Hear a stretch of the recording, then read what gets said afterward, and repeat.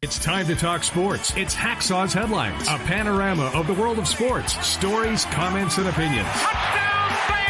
Now, here's iconic sports talk show host Lee Hacksaw Hamilton and co-host John Riley. It's a Monday. Who wants to talk football? We do. Good afternoon, everyone. This is Lee Hacksaw Hamilton, along with my co-host John Riley. We welcome you to our studios in San Diego. Bonus coverage on our weekly podcast covering NFL football. John, we waited and waited for great games, and we had great games, and we had great storylines, and a great deal of disappointment too. Yeah, it was an emotional day for all four teams. And yeah, lots of storylines, so I'm looking forward to digging in. Okay, let's start with topic number one, and we'll zero in, obviously, on the NFC playoffs. We thought it would be a war. I kept using terminology about trench warfare, things of that. It turned out to be a war of attrition. The 49ers knocked out by the Philadelphia Eagles in more ways than one. The terrific loss of Brock Purdy very early in the first quarter on the heavy hit. The latest report, he has a torn elbow ligament, needs immediate surgery, going for a second opinion. His doctor does not want to do the surgery right now. The 49ers doctors want the surgery done immediately, 6-month rehab, which would push him probably back to August. Horrible loss for the 49ers with a player going down. Then the reality, they have no offense. They bring the backup journeyman quarterback in, Josh Johnson. He suffers a concussion, a very scary sight on the field when he got hit. Same hit, trying to make a pass. Same blow, right in the area that Purdy got that suffered a ligament damage. Same result, Johnson goes down, but this time he hits the back of his head on the turf really hard. We didn't know that he had a concussion initially, but I saw a film clip that really scared me because as he was down on his back, John, his left hand was doing this. Really? And the networks either didn't pick it up or didn't want to comment on it. So he was really dinged. So now you have no quarterbacks whatsoever. You're strictly a run offense. They thought maybe Christian McCaffrey would be the quarterback and Deebo Samuel would be the running back, but that then telegraphs to everybody we have to run the football. It was really poor. They only completed 2 passes in the second half when Purdy came back in, 2 dump and runs. He had no ability to hold the football, no strength of arm to get it down the field. San Francisco had 48 yards in offense in the second half. At the end of the day, Philadelphia's offensive line mashed them.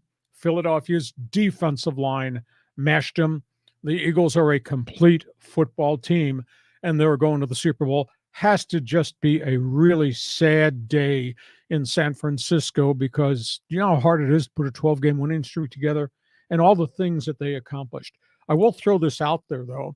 When they were down to one quarterback on the roster, and that was Brock Purdy, why did they not go get somebody more accomplished than Josh Johnson, who's been in and out of football for a decade?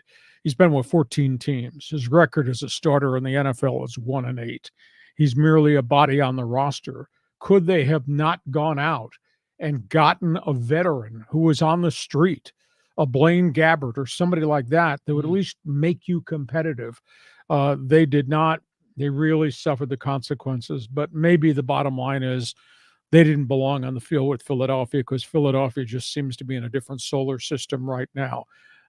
San Francisco unraveled, 11 penalties, a bunch of ugly incidents, the back half of that game. Yeah. The whole thing just totally got away from Kyle Shanahan. It throws cold water on a great season. They still have a great roster. It's a really young roster. The future is still very much ahead of them. But, geez, what a lousy way to end the season considering what they've done since mid-October. Yeah, it was interesting watching the game because the defenses were both dominant on both sides. But at some point, the Niners offense just couldn't, stay on the field for any period of time. But I kind of felt like the Eagles reminded me a lot of the '85 Bears. Just the way that defense was so dominating and the way they're taking out players was incredible. But you got to give it up. The Niners made it this far with their third string quarterback. I mean, what a great feat. But it was a disappointing day for San Francisco fans. So Philadelphia marches on. Let's go to the AFC Championship game. Did you get your money's worth? Holy cow. We played a 17-game schedule, the playoffs, so we could go right down to the final 8 seconds of the game before the thing was decided. How about Kansas City? How about Patrick Mahomes? How about the Chiefs overcoming their own adversity? They got it done. There's no doubt that Mahomes re-injured that high ankle by running around and trying to throw off balance, but he limped through it and he came back on, and then he made the brazen run right at the end of the game to try to get him in the field goal range, bad ankle and all, and then he got blown out of bounds by Joseph Asai, the Cincinnati linebacker, on the personal foul hit, and they win it on the field goal, the long-distance field goal, into the cold winter night of Kansas City. They did this without 3 wide receivers. They ran out of wide receivers like the 49ers ran out of quarterbacks. And Cincinnati came out of character. And we talked about this on our Friday Notebook segment, that I asked the question, will Cincinnati do what they've never done before? They blitzed him 25 times yesterday, but he was able to sidestep the blitz. They were able to create a pocket to protect him. When he had to break containment, it looked ugly and it looked out of sync. And he didn't have a lot of accuracy, but he did it nonetheless. That's a great quarterback whose record now is 74-19 and 10-3 in postseason play. And from Cincinnati's perspective, Joe Burrow played really hard. They really pressured him a lot. He threw for 270. He threw 2 interceptions. He did not have much of a running game. He lost wide receivers along the way too, so they weren't playing at full strength. But I think the bottom line was that Kansas City did what they did. They blitzed. They sent a lot of guys after Burrow against what suddenly became an beleaguered offensive line made up of more backups than starters. So it's a tough end for Cincinnati. Kansas City just overcame obstacles to get to the Super Bowl.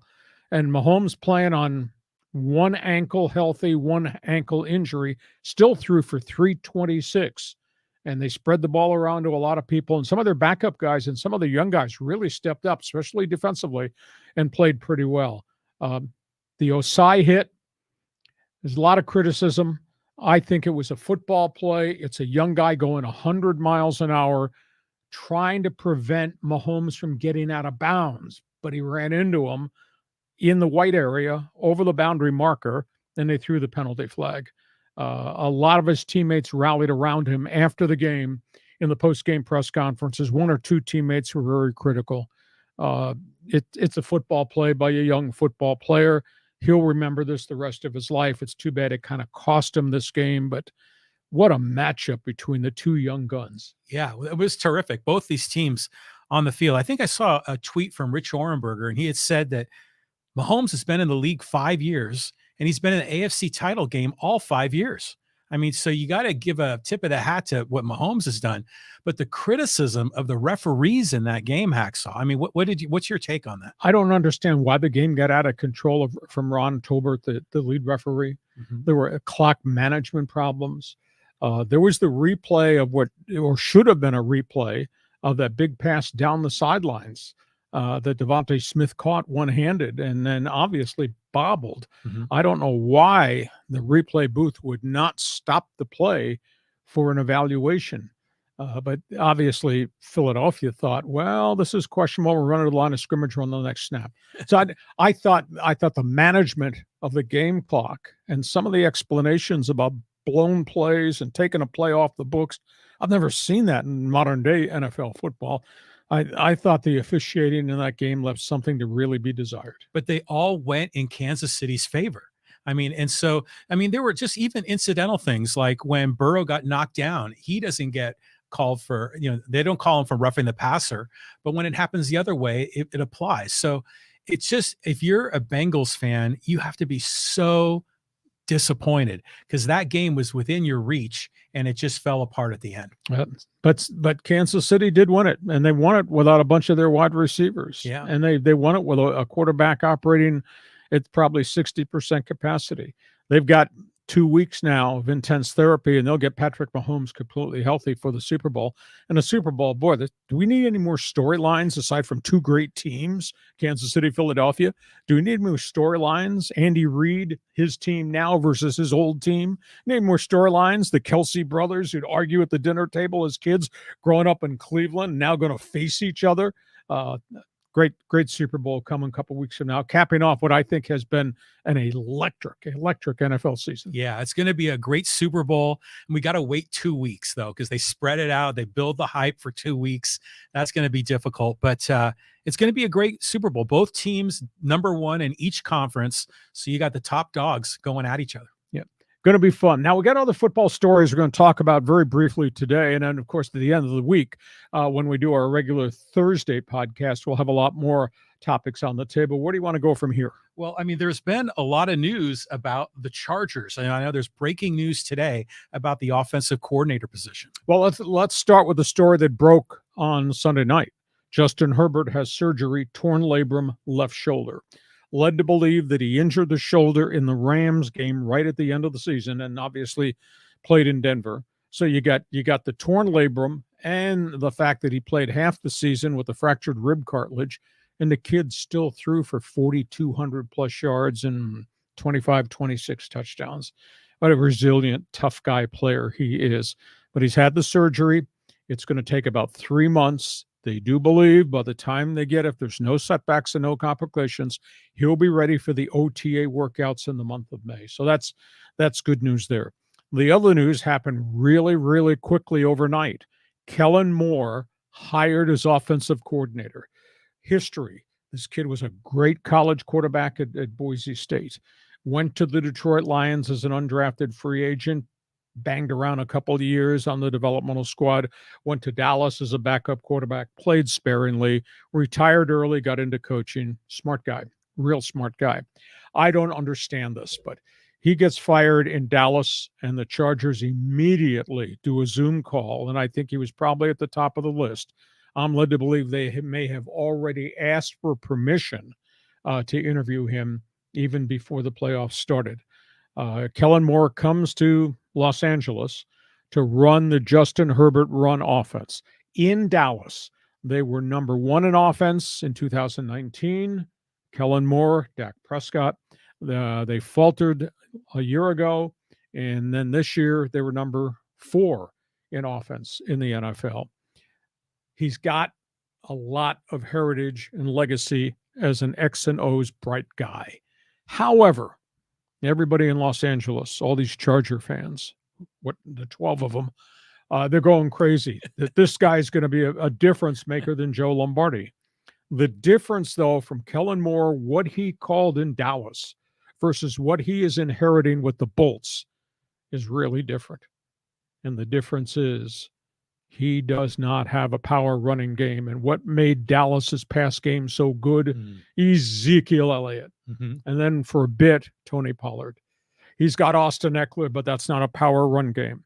That's going to be a big challenge. What made Dallas's offense great when Kellen Moore was calling the plays?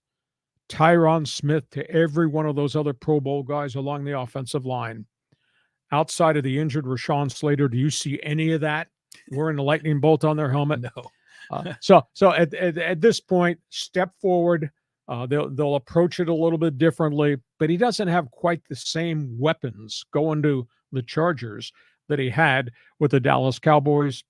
But he's bright, smart, highly, highly respected despite what just happened to him in the last 48 hours in Dallas. Well, we talked about how the Chargers wanted to bring in bright lights. And so he's one of those guys. And yeah, I remember him from Boise State. But I mean, look at this guy on the screen. I mean, these coaches are so young. I mean, does this kid even shave yet? Changing of the guard. Yeah, totally a changing of the guard. And, Brandon Staley is a young man. So, good on these guys. Hopefully they can pull it together. But, going back to Herbert, remember we were talking about his mechanics weren't quite right. So he had that torn labrum. That's the same injury that Fernando Tatis Jr. had, I think, right? But it's opposite shoulder. Okay. Justin Herbert's left shoulder, not his throwing shoulder. Oh, okay. Okay. So, still serious, But interesting, because we were commenting also about the rib cartilage and was that affecting his mechanics? Well, good on him just to kind of get squared away. And so he'll start clean, start fresh in the new season. Okay.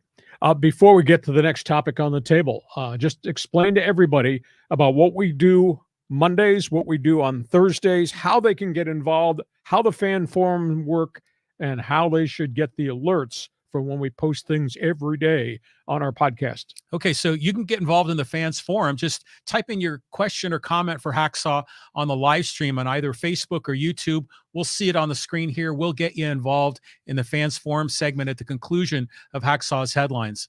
At the same time, be sure to subscribe on the YouTube channel, Lee Hacksaw Hamilton. Click on the bell. You'll get the updates and alerts when we drop a new live stream or any of the video clips that we spread out throughout the week.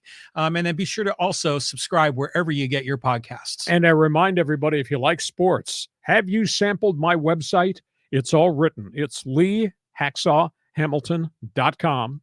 We have the best 15 minutes in sports, every story there is, the one man's opinion column, our pro football page, Hacksaw's mini poll. So go to my website. If you take a look at it every day, I think you'll really be pleased. It's free. LeeHacksawHamilton.com. Next topic on the table. All right. Well, Kellen Moore was hired by the Chargers, but he came from the Cowboys. So how's that breaking down with Mike McCarthy's staff? They fired 6 coaches in Dallas a week ago today. 6. Off a team that won 12 games and a team that had a lot of injuries. Then on Sunday, they hit the eject button on Kellen Moore and the quarterback coach, Doug Musmeyer. Don't understand why. So that's 8 coaches off Mike McCarthy's staff.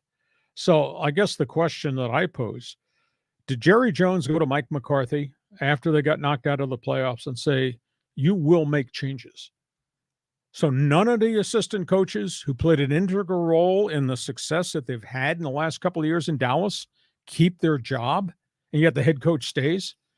I mean, that's like throwing guys overboard to lighten the boat so the boat that you has a hole in it doesn't sink. Yeah. I don't understand it. McCarthy's going to call all the plays now, replacing Kellen Moore. But McCarthy did that in Green Bay, and it turned into a fiasco. So I just think this is a knee-jerk reaction. I can't believe they've blown up that staff. They've had a good run. And much like I would say the same thing about what happened to Kellen Moore getting fired as offensive coordinator. Is it his fault they lost the Pro Bowl left tackle Tyron Smith? Then they lost their center. Then they lost their guard. How is that Kellen Moore's fault? How is it Moore's fault that Michael Gallup never fully recovered from knee injuries? And yeah, they had CD Lamb, but they didn't really have anybody else to catch the football. And how is it Kellen Moore's fault that Ezekiel Elliott woke up this year and looked like an old man? He's not the power back. He's now become a situational short yardage back. And how is it Kellen Moore's fault that Tony Pollard blew his knee out at the most important time of the year and the biggest game of the year, and they wound up losing? So I guess the point I'm trying to make is, we're a team. And if things go bad, as a team, we got to get it back the way it used to be. But you don't walk over and start throwing guys overboard because things went bad for a bad season. That looks bad. But maybe it's a new way of life in the NFL. Because we saw Tampa Bay, they fired 9 assistants, and we look at some of these other places in the league that have just been blowing guys out by bunches. Atlanta on Saturday night fired its entire defensive staff, even though Arthur Smith stays as the head coach. And Miami, Minnesota, Rams axed 6 guys. And if they lose another coordinator to a head coaching job, it'll be 8 guys off the staff from Sean McVay's team that was in a Super Bowl a year ago this week. Maybe it's a new way of doing business, but I think it's really cheap because these coaching staffs are family, and you start opening the door and telling family members to leave because we had a bad season. So I totally disagree with what they've done in Dallas. Yeah, it's hard to build continuity in your program where there's constant upheaval and people looking over their shoulder, wondering if they're the next guy to be fired. That's got to be tough. But with all these teams blowing out all these coaches, it's got to be this giant game of musical chairs, right? Because they're all going to kind of shuffle the deck and they're going to rearrange. And those Atlanta coaches will probably end up with Dallas or the Rams or somewhere else, right? Yeah, but it is odd that guys that were finalists for head coaching jobs a year ago and were hot candidates are unemployed. I mean, Byron Leftwich was really regarded in Tampa, and he was one of 9 that got taken out by Todd Bowles. So it's just a really ugly story right now in the NFL. In modern day NFL, I can't remember a year where we've had so many name assistant coaches lose their jobs on staffs while the head coach is still retained. I don't ever remember seeing this mass number of bodies in this assistant coaching bloodbath. Maybe the way the league is doing business is going to change. That's the storyline. It's upside down, you know? That's a storyline in Dallas. And last question of the day here on our bonus coverage. Okay, so there's been a lot of interesting criticism coming from Bruce Arians with the Tampa Bay Bucks. Todd Bowles was handpicked by Bruce Arians to become the head coach. Usually, if a coach is leaving, it happens right around the playoffs and right around the Super Bowl. That did not happen. Bruce Arians waited till the offseason, post-Super Bowl, and then announced he was stepping away. And he went to the Glazer family, the owners, and said, I want Todd Bowles to be the head coach. I think he's ready. He'll be a better coach this time than he was his first time around with the New York Jets. So Todd Bowles got the job, and they had a really substandard season. Yeah, they did okay. They won the division in a lousy division, but they were sub 500. Then they got taken out of the playoffs. Tom Brady couldn't do it by himself because they had no running game. They lost all their offensive linemen, some of them even before the season started. It took them half a season to get their wide receivers finally totally healthy. There was no Rob Gronkowski, and the defense was really spotty. So Todd Bowles, a week ago, fires 9 assistants. All of them were Bruce Arians guys that Arians had brought in. When Arians stepped aside, his entire staff stayed with Bowles. And now Bowles hits the eject button on Byron Leftwich and virtually everybody else. So really ugly story there. Bruce Arians is really upset. He said, my job as a head coach was to get these players ready to win games and go to the playoffs and be in a Super Bowl. My job was to take care of my coaching staff, and my coaching staff includes families, husbands, wives, kids, etc. So I have a big responsibility. And he was really upset that Bowles hit the eject button on all these coaches, which impacts all their families. He's so upset, he removed all of his belongings from his side office at Tampa's football facility. I thought at one time, and Bruce has kind of dropped hints, maybe he'd like to come back and coach again, even though he's had health issues. I thought maybe he'd come back to Tampa, but that's not going to happen now, not with the way he reacted and his anger directed at Todd Bowles. Weird story, but football organizations, it's just a unique concept of how you run your business and everybody pulling the rope in the same way and everybody in the boat rowing the same way. And these coaches are firing all these assistants. Amazing. And Arians stood up and said, this is a terrible way to do business. Well, Byron Leftwich was one of those bright lights, right? I mean, we've been hearing about him because he was a great quarterback in college and he had an okay NFL career, right? But I thought he was doing great as a college coach. But again, it goes back to this notion of how do you build a program? How can you be like the Steelers? You know, there's had that continuity of coaching for a long period of time, because when you bring in a new offensive coordinator, I mean, it's a whole new scheme. It's a new playbook. I mean, everything changes. And then you got to get new players to fit that profile. I mean, so you're almost like starting from ground zero every year. That's just not a sustainable model. Well, there's a lot of named coaches are out on street corners looking for jobs. And they'll probably, as you allude to, John, correctly, you know, doesn't work in Tampa doesn't mean it can't work with the LA Rams, or it can't work somewhere else that's got coaching openings. But boy, to me, it's a strange dimension. Do you think Brady's coming back to Tampa? That's the topic that we're going to talk about in our Thursday podcast, because it's bye week, so we won't be zeroing in on the Super Bowl immediately. Okay. We're going to talk about the quarterback carousel, and I'll throw some interesting observations your direction when we do our Thursday get-together. Fans Forum, have we got anybody like to contribute here on the show? Yeah, we do. We got a number of comments here, and this is from Michael Griffin. He says, McCarthy threw his staff under the bus to save his job. Jones should have just named Dan Quinn head coach. That will happen a year from now. Well, I'll tell you that's a great point. The interesting observation is, if Jerry is questioning Mike McCarthy's leadership to the point, get rid of all your guys, why didn't you just get rid of McCarthy and go after Sean Payton, where there is a relationship? Unless unless Jerry doesn't want to pay the 2 first-round draft pick compensation to get Sean Payton's rights from the New Orleans Saints. If he walked into that meeting, and I'm led to believe he did, he said changes must be made, and they wound up hitting the eject button on now 8 assistant coaches. Why don't you just get rid of Mike McCarthy and go a different direction and go get a guy? And I do agree here that with Mike that a year from today we might be talking about that. Yeah, I mean it's almost like, yeah, you can bring in Peyton. It's like a turnkey solution, man. You got a front office, coaching staff, the whole thing. But except you got to pay a steep price for compensation. Right, you got to pay a ton, and it might set you back. But it's just interesting how, they're so quick to hit the eject button, so quick to find a scapegoat, so quick to just to demonstrate that they're doing something, when in fact they may be undermining their whole situation. I concur with you wholeheartedly, but one thing we know about the NFL, pressure, and 2 things we know about the NFL, there will be changes. There will be changes. Yeah, it's a huge pressure to win, and a win now. Here's one from Michael Griffin. He says, officiating was indeed suspect, but they're going to protect the star quarterbacks, got to steer clear of the named QBs. Well, most of the officiating, I think, has been rock solid, and the league has really taken that step across the line to protect these quarterbacks, late hits, accidental hits, things of that nature. That they are evaluating rule changes for next season that would include possible use of instant replay, coach's challenge, on roughing the passer calls. Was it intentional? Was it accidental?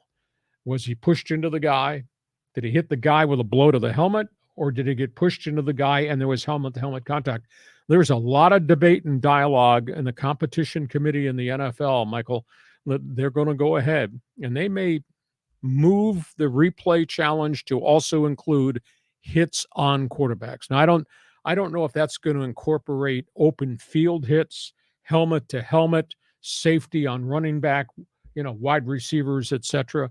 But they're evaluating what goes on with quarterback hits and might be part of the challenge system. Yeah, well, again, I like challenge systems because they can review it and get it right.